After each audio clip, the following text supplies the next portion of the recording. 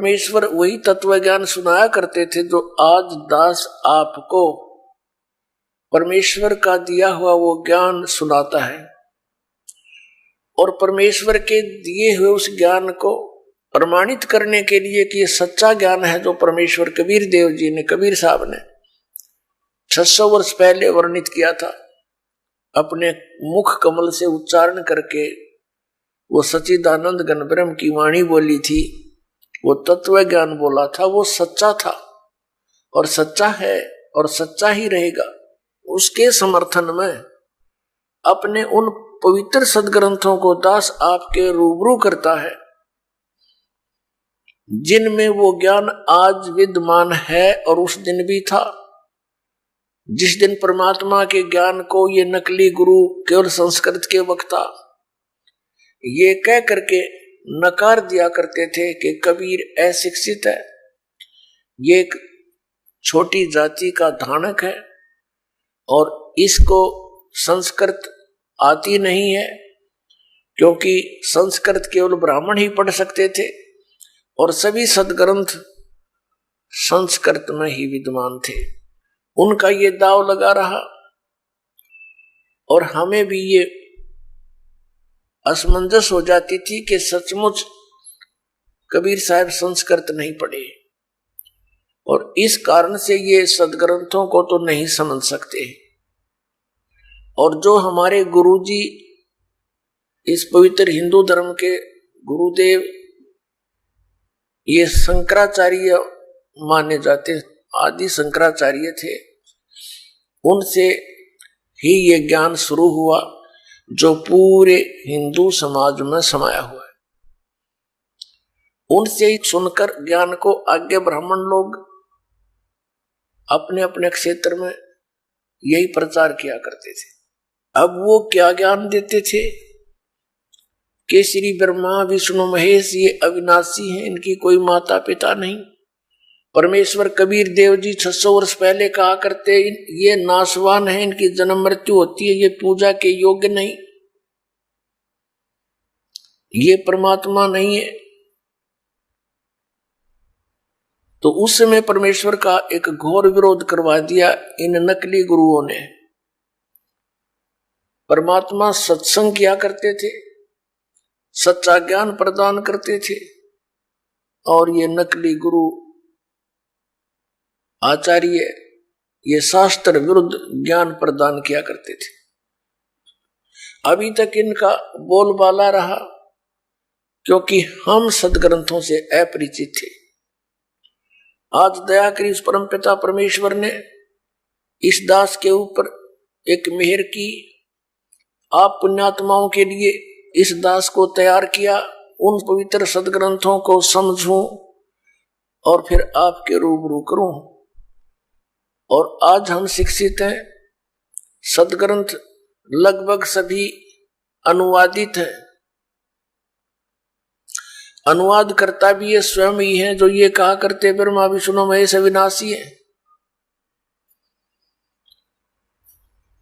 तो पुण्यात्मा 21 ब्रह्मांड में सत्संग नहीं है इस दास के अतिरिक्त, इस बरवाला के अतिरिक्त। ये अभिमान ना समझना, ये सच्चाई समझना। अभिमान तो उस व्यक्ति को होता है जिसने अपनी कोई खोज की हो, अभिमान तो उसको भी नहीं चाहिए, लेकिन ये स्वभाव है, हो जाता है। लेकिन जो ज्ञान दास आपके समक्ष कर रहा है वो तो पहले परमात्मा ने हमें दे रखा था, बख्शीश कर रखा था। दास तो उसको समझा रहा है कि भगवान ने ऐसा 600 वर्ष पहले कहा था और आज हमारे सदग्रंथों में भी प्रमाणित पाया, उसमें उनमें भी लिखा था। तो पवित्र हिंदू धर्म का जो प्रचार कहां से प्रारंभ हुआ? आदरणीय आदि शंकराचार्य जी से हुआ। ये आदि शंकराचार्य कौन थे? उन्हीं की जीवनी में लिखा है कि ये भगवान शंकर ही स्वयं अवतार धारक आए थे और माता के गर्भ से जन्म लिया। 8 वर्ष की आयु में ये दीक्षित हो गए थे, संस्कृत बचपन से ही पढ़ने लग गए थे। और 32 वर्ष की उम्र में इनकी मृत्यु हो गई थी रोग के कारण। इतना तो पुण्यात्माओं मानना पड़ेगा, इनका योगदान है इन महापुरुषों का, कि शंकराचार्य जी का जन्म उसमें होना एक वरदान सिद्ध हो गया हमारे लिए,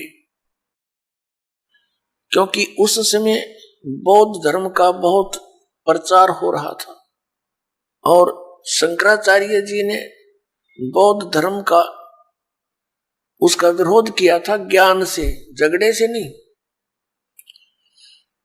ज्ञान से विरोध किया था। और उसका परिणाम ये निकला कि आज तक भक्ति जीवित रही।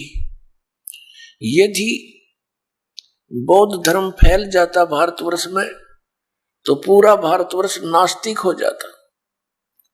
बौद्ध धर्म फैला चीन में, पूरा चीन नास्तिक हो गया।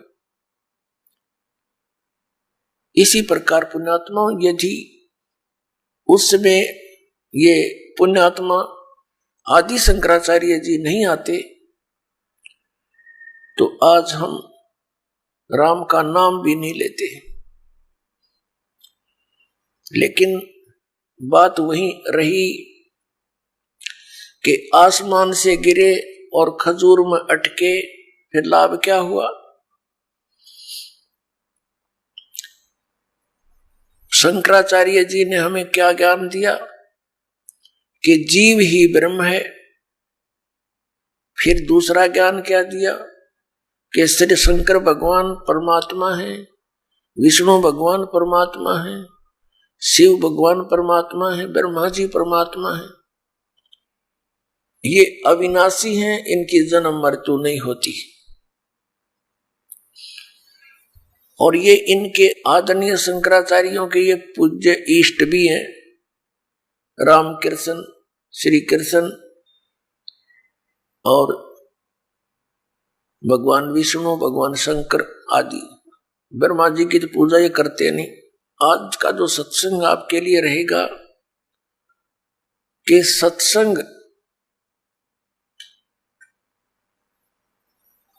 21 ब्रह्मांड में नहीं है और सदग्रंथों का ज्ञान इस दास के अतिरिक्त या परमात्मा के अतिरिक्त या उन महापुरुषों के अतिरिक्त जो परमात्मा से परिचित हुए, साक्षात्कार किया उनका, वो चंद महात्मा है।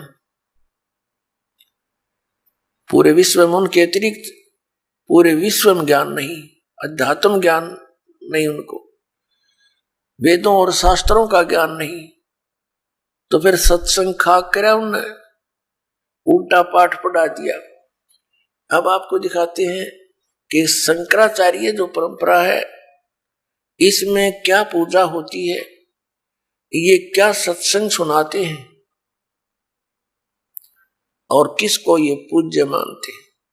पुण्यात्माओं, एक विशेष मेहर है मालिक की कि आज मानव समाज को वो सच सुनने को मिल रहा है जिसकी हमें बहुत पहले आवश्यकता थी। फिर भी हम शुक्र मनाते हैं उस परम पिता कबीर भगवान का, जिन्होंने आकर के स्वयं दया करी हम दासों पर और ये तत्व ज्ञान समझा दिया। ये देखिएगा, एक पुस्तक है, एक पत्रिका, मासिक पत्रिका श्री माता, और ये Shri Mata commercials private limited का प्रकाशन, आषाढ़ पूर्णिमा संवत 2066, जुलाई 2009, वर्ष 8, अंक 97, ये इनका यहां से प्रकाशित है। शंकराचार्य परंपरा संपोषिका, श्री विद्या साधक साहिका।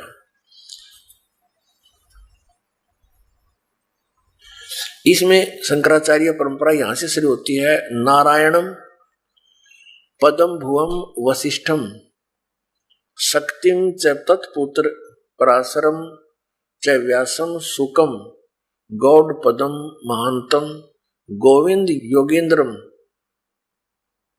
अस्य शिष्यम। अब ये क्या बताया है कि ये इनके पूज्य देव हैं। कौन? नारायण से शुरू होते हैं, नारायण। अच्छा, फिर इसके बाद वशिष्ठ जी, ब्रह्म ऋषि वशिष्ठ। वशिष्ठ जी के पुत्र हुए हैं श्री शक्ति देव, ये श्री शक्ति देव। और शक्ति जी के पुत्र हुए हैं श्री पराशर, इसको पराशर भी बोलते हैं, श्री पराशर जी। और पराशर के पुत्र हुए हैं श्री व्यास जी, भगवान वेद व्यास जी। और वेद व्यास जी के पुत्र हुए हैं सुखदेव जी। उसके बाद फिर ये श्री गौड़ पदाचार्य, श्री गोविंद भगवत पादाचार्य। और फिर ये इनके बाद हुए हैं श्री मद आदि शंकराचार्य, आद्य शंकराचार्य। नारायणम स आरंभाम शंकराचार्य मध्यम, ये न अपना। अच्छा, यहां से क्या है कि वर्तमान में अब ये शंकराचार्य हैं 4 मठों पर। श्री स्वरूपानंद जी, यह साफ नहीं दिखाई देते, ज्योतिष पीठाधीश्वर व द्वारका शारदा पीठाधीश्वर। और स्वामी श्री निशनानंद सरस्वती जी, पुरी गोवर्धन पीठाधीश्वर। और यह है श्री भारती तीर्थ जी, श्रृंगेरी पीठाधीश्वर। और इनके भगवान कौन है ये देखिएगा, पीछे देखना। ये नारायण यानी विष्णु जी, और ये श्री ब्रह्मा जी, और ये श्री शिव जी। ये इनके पूज्य देव हैं। ये एक पुस्तक है ज्योतिर्मय ज्योतिर्मठ, इसको और दिखाते आप। ये हैं श्री स्वरूपानंद जी, शंकराचार्य,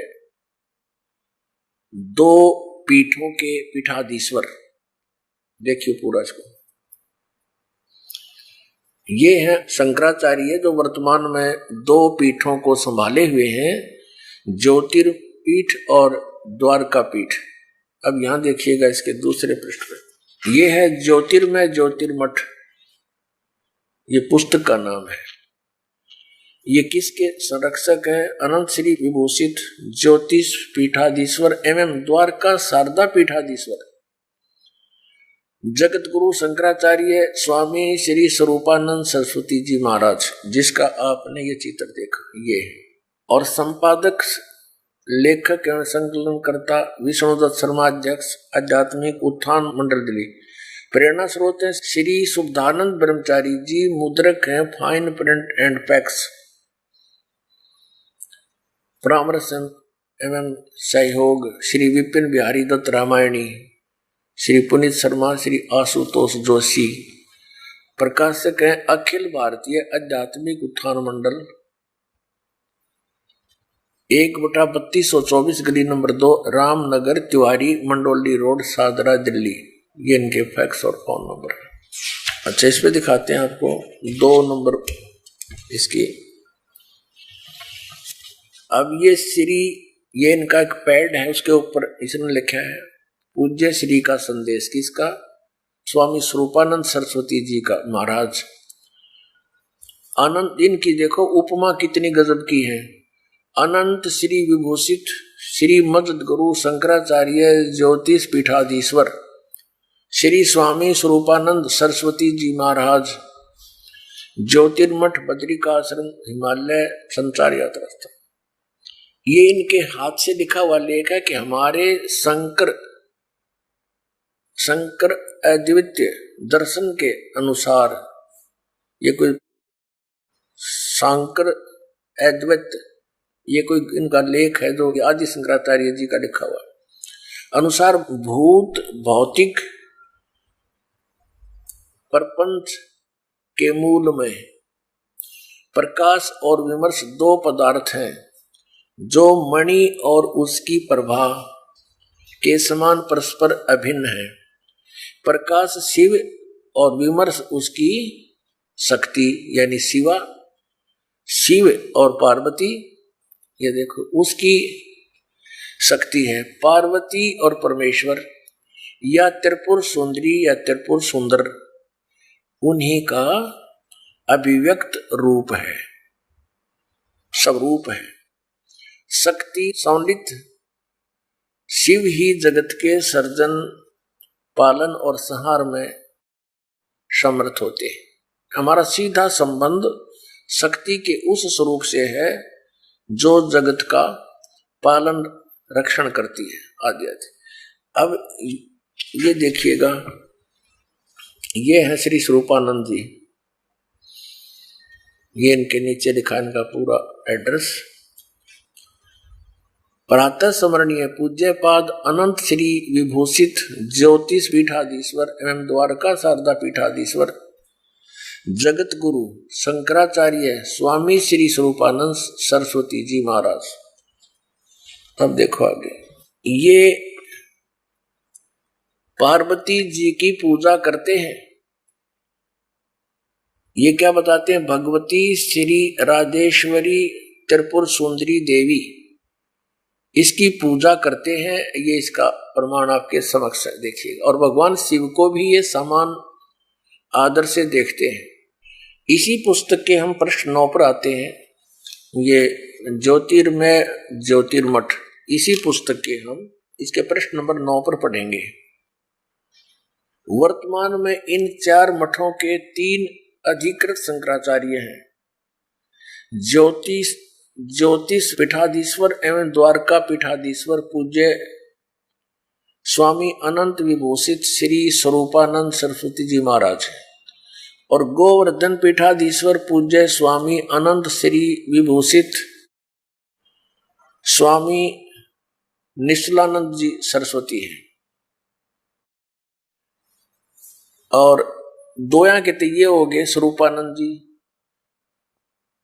इन दोनों के ज्योतिष पीठ के और द्वारका शारदा पीठ के तो स्वरूपानंद जी। और गोवर्धन पीठाधीश्वर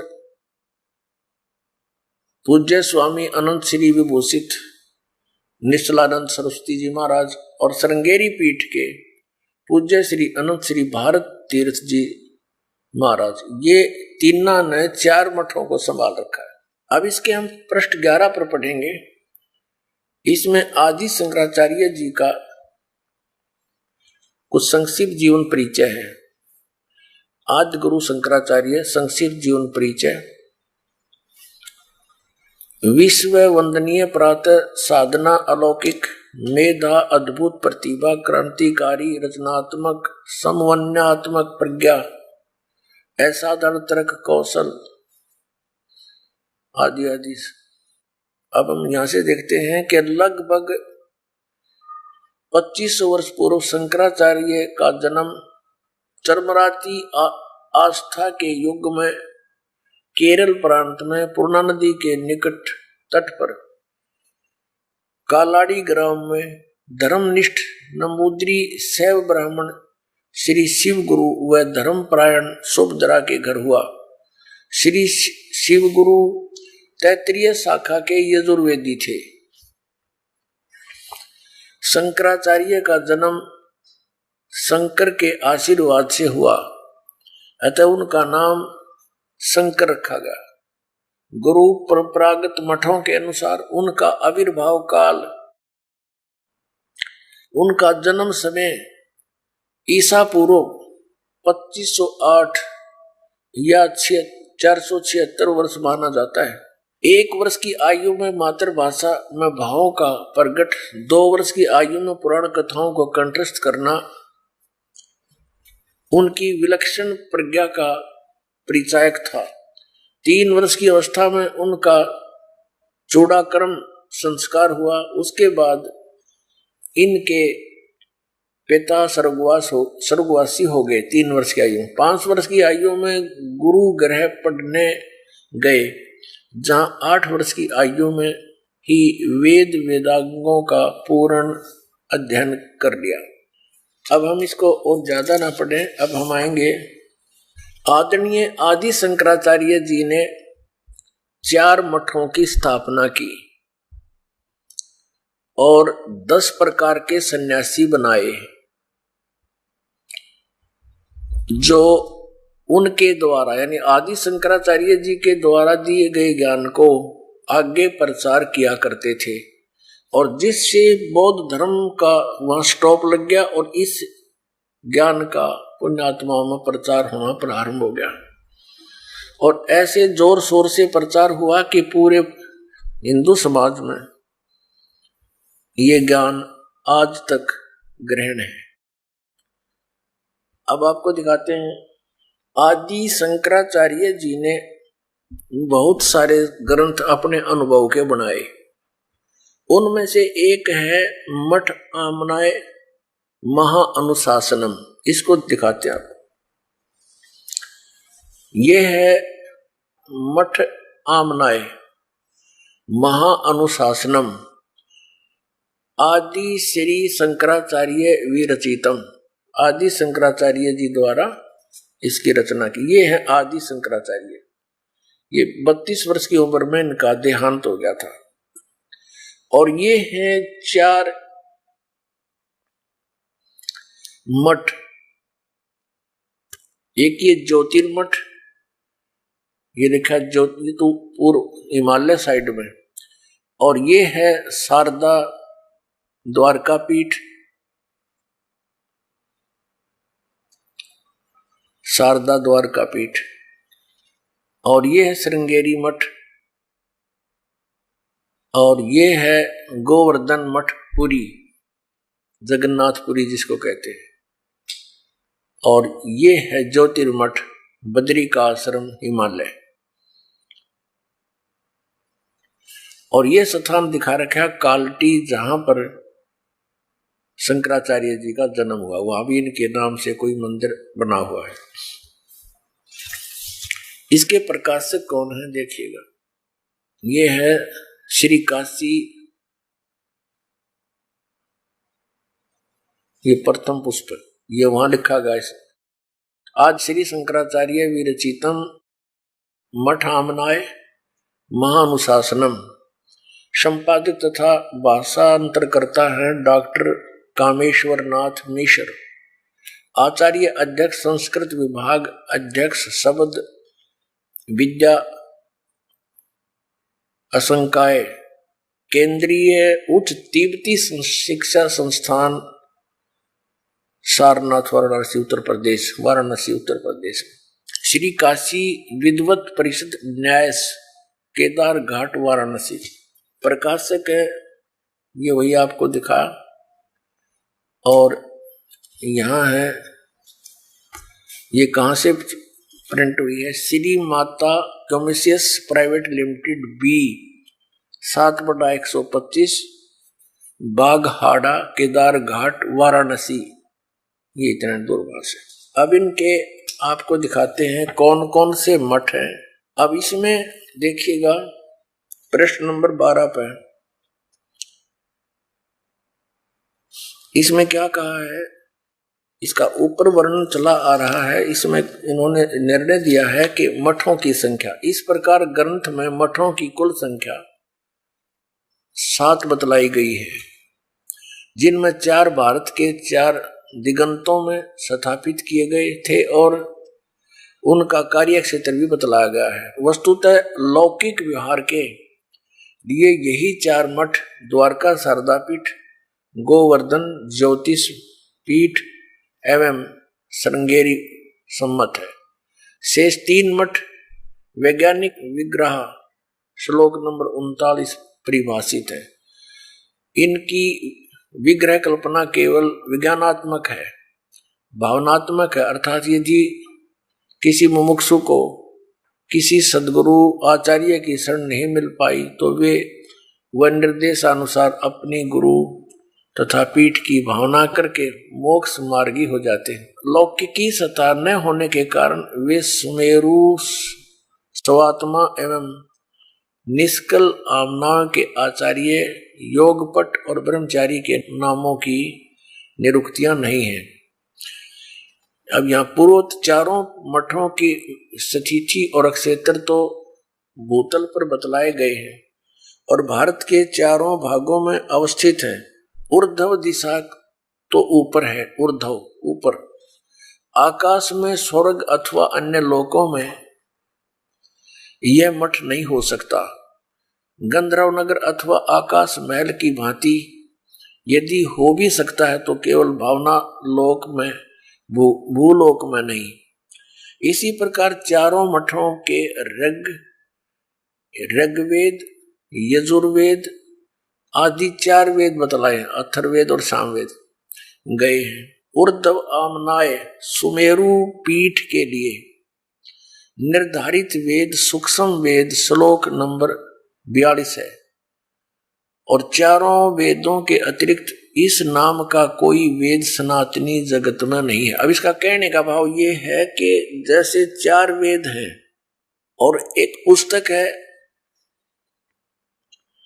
ये मठामनय महानुशासनम, इसके श्लोक नंबर 42 में एक सूक्ष्म वेद का भी जिक्र है, पर लेखक अनुवाद करता कह रहा है कि ये तो कहीं और ही हो सकता है, हमारे सनातनी जगत में केवल 4 ही वेद हैं। अब हम आगे आते हैं।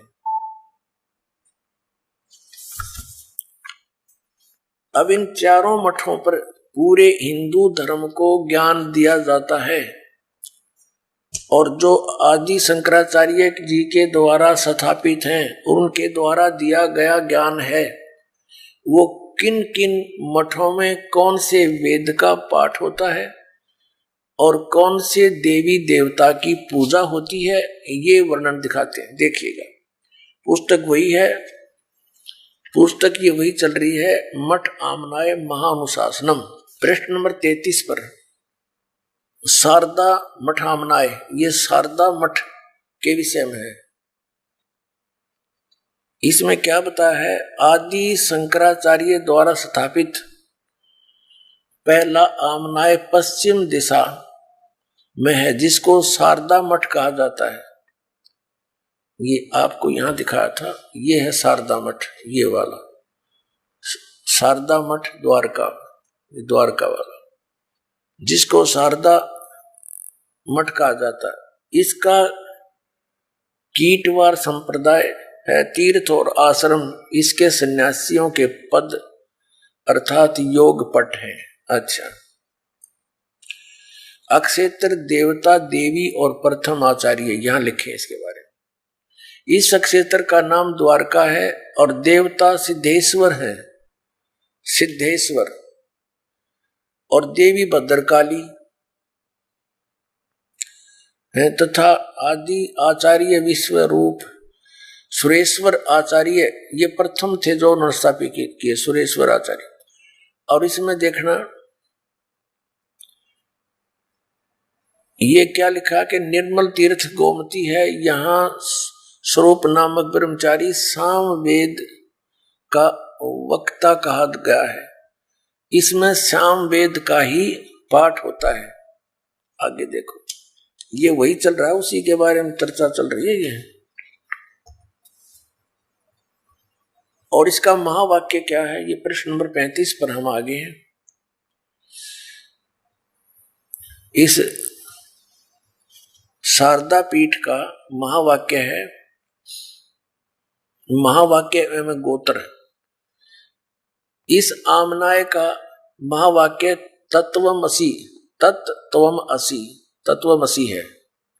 इसका उल्लेख साम वेद अंतर्गत ये छांदोग्य उपनिषद का 6/8 ये श्लोक है, अध्याय 6 का श्लोक 8। ये छांदोग्य उपनिषद से लिया गया इन्होंने ये तत्वमसि, और यहां इसका निर्णय दिया है कि जो तत्वमसि इन 3 पदात्मक महावाक्य रूपी त्रिवेणी संगम में तीर्थ की भावना से स्नान करता है, अर्थात तत्वम पदों का शोधन करके महावाक्य के लक्ष्य अर्थ के चिंतन में तल्लीन रहता है, उसे तीर्थ नाम से कहा जाता है। ठीक,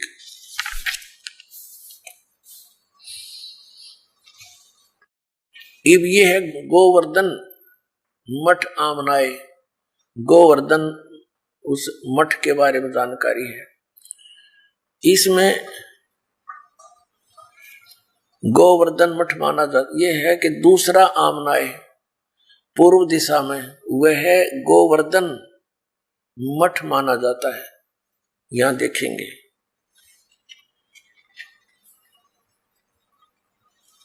ये है गोवर्धन मठ यानी पुरी, गोवर्धन मठ जगन्नाथपुरी में। दूसरा आमनाय पूर्व दिशा का है, वह है गोवर्धन मठ माना जाता है। संप्रदाय भोगवार है और वन और आरण्य इसके सन्यासियों के पद योगपट है। अब इसमें क्या है, इसका भगवान कौन है? इसका क्षेत्र पुरुषोत्तम है और भगवान जगन्नाथ इसके देवता हैं और देवी विमला है, आचार्यों के ये नाम है। और इसका जो महावाक्य क्या है, यहां पर महावाक्य प्रज्ञानम ब्रह्म, और ये ऐत्रेय उपनिषद का है 5/3। यहां से लिया है इन्होंने ये मंत्र जाप करने का। और यहां पर हम देख रहे हैं 38 पृष्ठ पे है। इस मठ के ब्रह्मचारी के लिए ऋग्वेद का ही पठन स्वाध्याय बतला गया है और गोत्र का नाम काश्यप है। इसमें गोवर्धन पीठ में ये ऋग्वेद पढ़ते हैं और नहीं।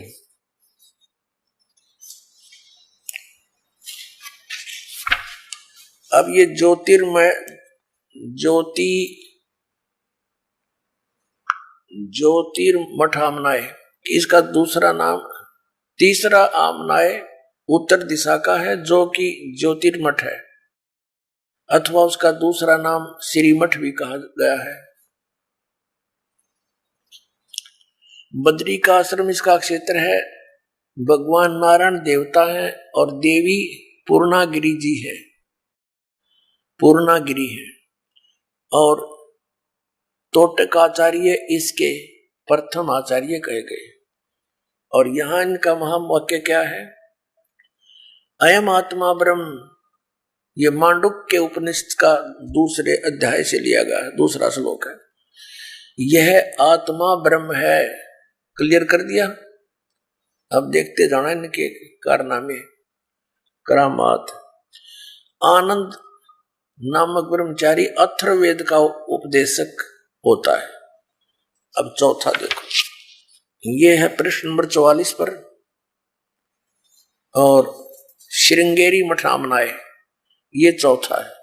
चौथा दक्षिण दिशा में अवस्थित आमनाय है। मठ का नाम श्रृंगेरी है, संप्रदाय भूरीवार है और गोत्र भूर्भुव है। इसमें सरस्वती आदि सन्यासी रहते। रामेश्वर नामक का क्षेत्र है। भगवान आदि वाराह है, आदि वाराह इसका देवता है। और इस मठ की देवी कामाक्षी है। और इनका महावाक्य क्या है, यजुर्वेद यहां पढ़ा जाता है। ब्रह्मचारी चैतन्य नाम का होता है और जो यजुर्वेद का स्वाध्यायी होता है, इसका ही महावाक्य अहम ब्रह्मास्मि वरहद उपनिषद का 3/4/10 कहा गया। या इस वरहद उपनिषद से लिया गया यू अहम ब्रह्मास्मि, और नाम वेदों का ले रही है। अब इन शंकराचार्यों द्वारा कैसा ज्ञान दिया जाता है, थोड़ी सी एक झलक दिखाते। ये पुस्तक है हिमालय तीर्थ,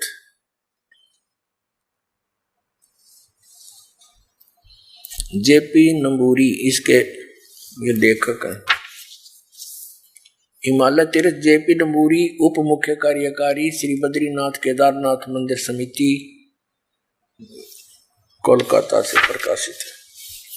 पहला प्रकाशन, प्रकाशक है रंजू चक्रवर्ती, 76A/1 Bama Charan Roy road Calcutta. Mudragiri print services Calcutta, ये ऐसे। अब आपको दिखाते हैं इसके, ये देखिएगा, ये पृष्ठ नंबर 42 पर हिमालय तीर्थ शंकराचार्य, ये शिव रहस्य नामक कोई पुस्तक है। बौद्ध मीमांसक मंत्र अर्थात कलयुग के 3000 वर्ष व्यतीत होने पर बौद्ध मीमांसकों के मत पर विजय प्राप्ति के लिए शंकर यति के रूप में आविर्भूत होंगे। आविर्भूत यानी कलयुग जब 3000 वर्ष बीत जाएगा तब शंकराचार्य का जन्म होगा, और उनका जन्म ऐसे ही हुआ 3000 वर्ष बीत जाने पर। अब इसमें कथा दिखाते हैं आपको, हमारे शंकराचार्य जी हमें क्या कथा सुनाते हैं, कैसा ज्ञान देते हैं।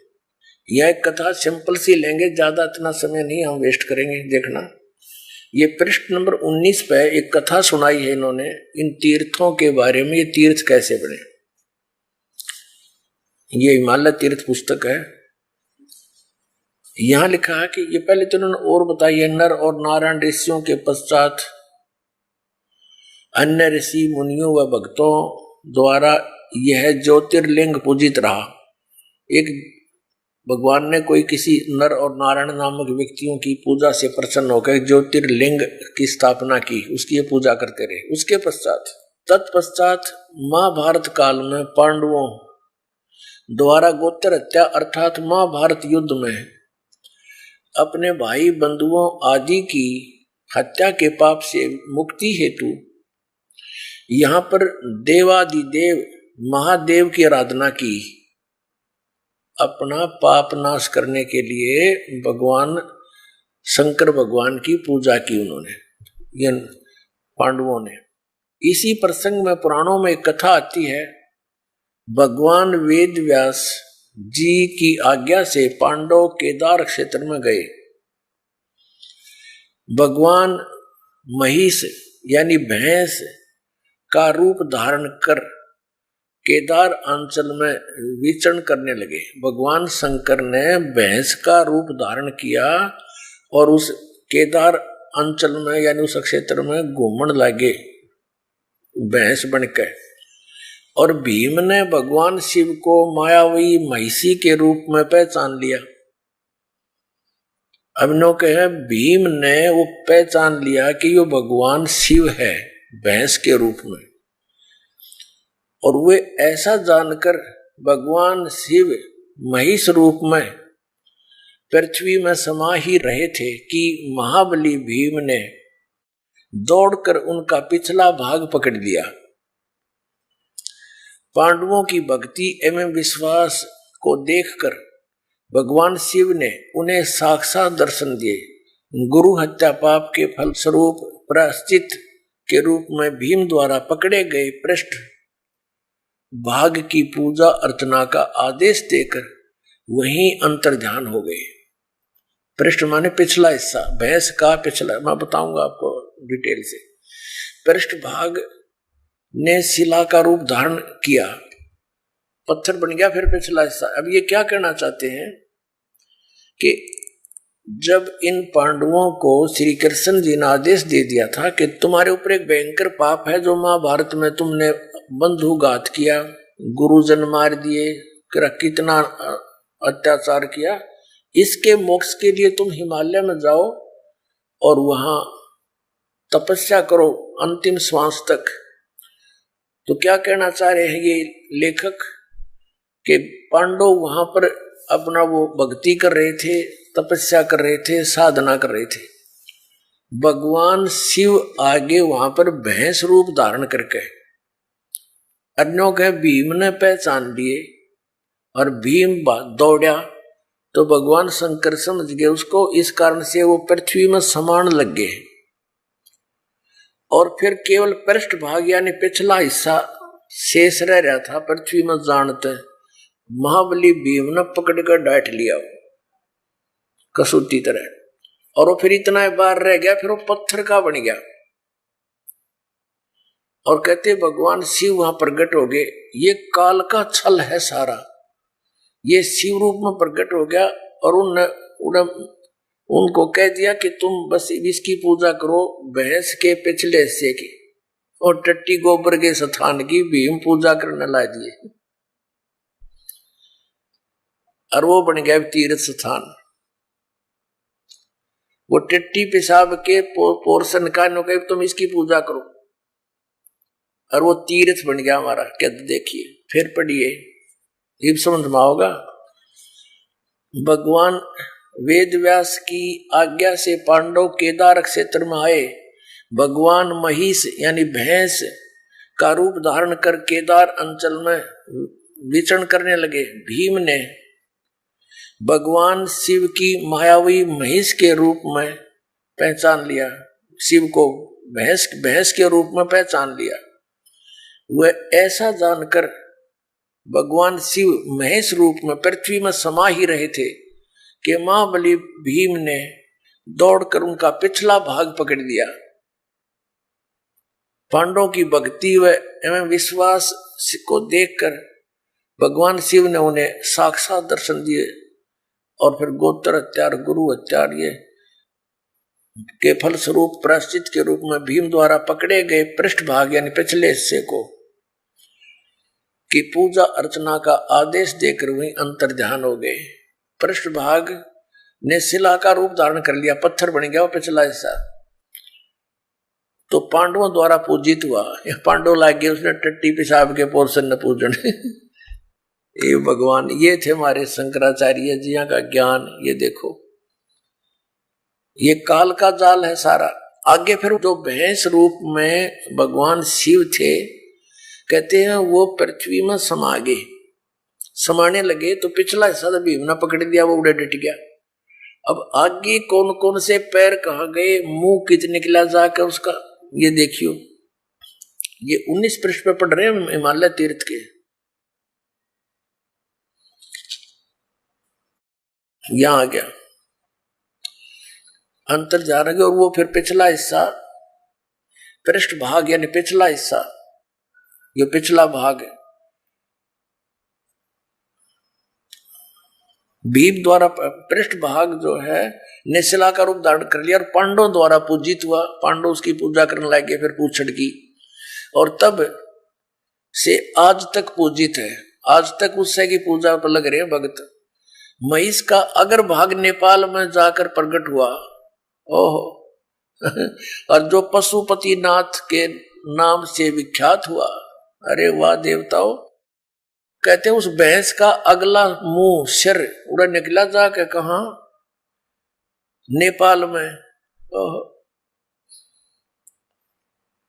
महेश का अगर भाग यानी अगला हिस्सा मुंह सिर नेपाल में जाकर प्रकट हुआ, जो पशुपति नाथ के नाम से विख्यात हुआ। अब वहां पशुपति नाथ के नाम से मंदिर बन गया, लोग वहां पूजन लगे। ये इन हमारे शंकराचार्यों द्वारा दिया गए ज्ञान पर आधारित पुण्यात्मा वो साधना कर रहे हैं। महिष के अन्य 4 भाग कर्म से तुंगनाथ में बाहु, रुद्रनाथ में मुख, मद महेश्वर में नाभि और कल्पेश्वर में जटा। इस प्रकार केदारनाथ को छोड़कर महिष रूपी भगवान शंकर के अन्य 4 भाग केदार क्षेत्र में प्रतिष्ठित हुए। केदारनाथ सहित ये स्थान पंच केदार नाम से विख्यात है। अब देखो नेपाल में पहुंच गया अगर भाग, महिष का अगर भाग नेपाल में अगला हिस्सा, और बाकी ये सारे भारत में रह गए। और वो नेपाल में जो पशुपति नाथ की पूजा होती है वह ऐसे इनके बनाए हुए ये अपना विधान है। देखो पुण्यात्माओं, हमने वो साधना करनी है जो हमारे पवित्र वेदों और पवित्र गीता में लिखी। हम ये नहीं कहते कि ऐसा ना हुआ होगा। भक्ति मार्ग में कोई भी चीज असंभव नहीं होती, क्योंकि ये काल भगवान 1000 कला का भगवान है, सहस्र कला का और सहस्र भुजा का। तो ये भी बहुत प्रबल है, बहुत शक्ति युक्त है, सिद्धियां है इसके अंदर। ये कुछ भी कर सकता है इस प्रकार के भ्रमित करने के लिए। तो हम ये नहीं कहते कि ऐसा नहीं हुआ होगा, ये तो यादगार रहेगी। हमने पूजा वही करनी है जो हमारे सदग्रंथ बताते हैं। अब आगे दिखाते हैं महापुरुषों के और क्या विचार हैं। अब देखिएगा, एक पुस्तक है धर्मरथ,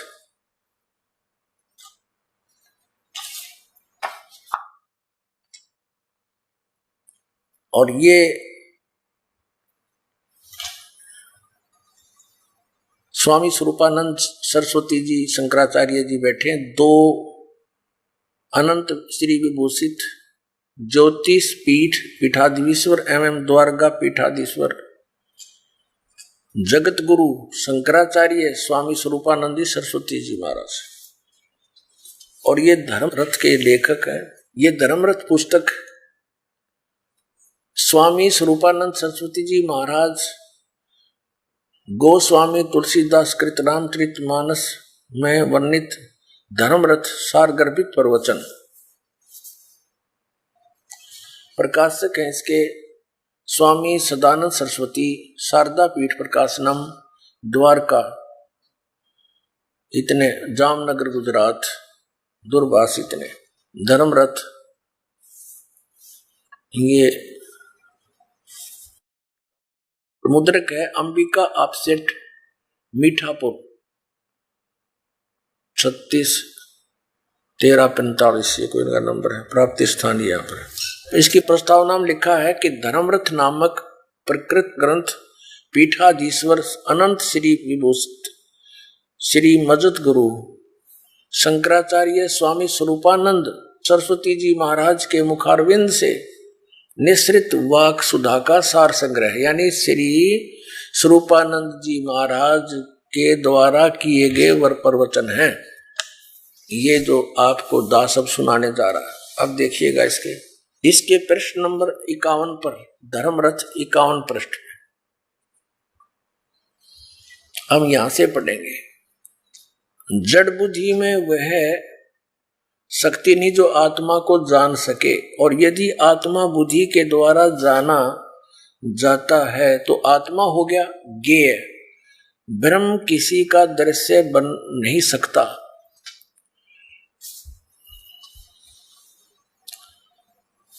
दृश्य नहीं बन सकता, तो फिर बुद्धि ब्रह्म को कैसे जान सकती है? यह प्रश्न बना रहता है, जिसका समाधान हमने संक्षेप में सूत्र रूप में कल सुनाया था, पीछे सुना दिया, कि सामान्य बुद्धि उस परमात्मा को जानने में निश्चित रूप से असमर्थ है, परंतु वेदांत शास्त्रार्थ अभ्यास संस्कार जन्य संस्कृत जो बुद्धि है, उस बुद्धि से ब्रह्म का साक्षात्कार होता है।